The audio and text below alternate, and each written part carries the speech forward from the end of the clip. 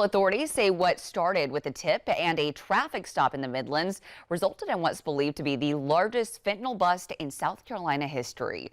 They say they found enough of the deadly drug to kill every person in South Carolina, plus the populations of North Carolina, Georgia, and Tennessee combined. State House reporter Mary Green exclusively spoke with the DEA and federal prosecutors about this bust and has those details.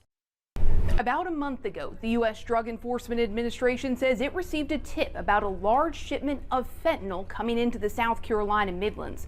Law enforcement had staked out multiple truck stops overnight in Lexington County when they say they spotted something suspicious. We saw a box being transferred from the tractor trailer to the driver of a passenger vehicle. Indicative of what we would refer to as a drug transaction. DEA agents, State Transport Police, and Lexington County Sheriff's deputies stopped those vehicles and say they found nearly 50 pounds of methamphetamine and more than 150 pounds of fentanyl.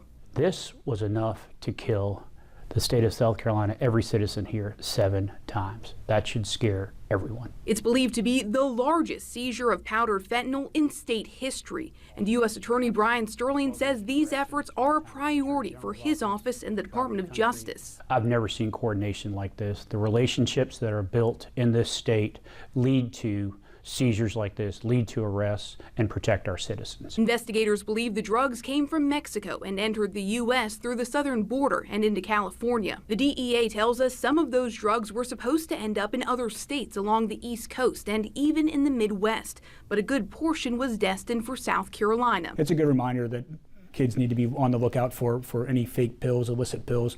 We know that these organizations, these cartels, have no regard for human life. We know that they're going to continue to flood our community with this dangerous poison, and we know that one pill can kill. U.S. Attorney General Pam Bondi first announced the bust last week as part of the larger Operation Take Back America. It's coming in more than ever, and the border has stopped that, but we're going to catch them and we're going to prosecute them to the fullest extent of the law. 2 brothers from California are accused of operating that tractor trailer and now face federal charges that prosecutors say could land them in prison for life.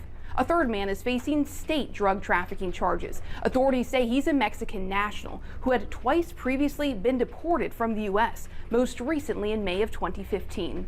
Reporting Columbia, I'm Mary Green. And the DEA says it seized 6 times the amount of fentanyl in South Carolina so far this year than it did all of the year before.